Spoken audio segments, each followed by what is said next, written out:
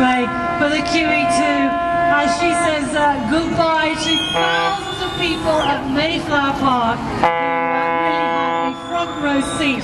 Spectacular views there, I think you'll agree. Now, earlier on today, we spoke to the Captain Ian McNaught, who is... and the country to her best.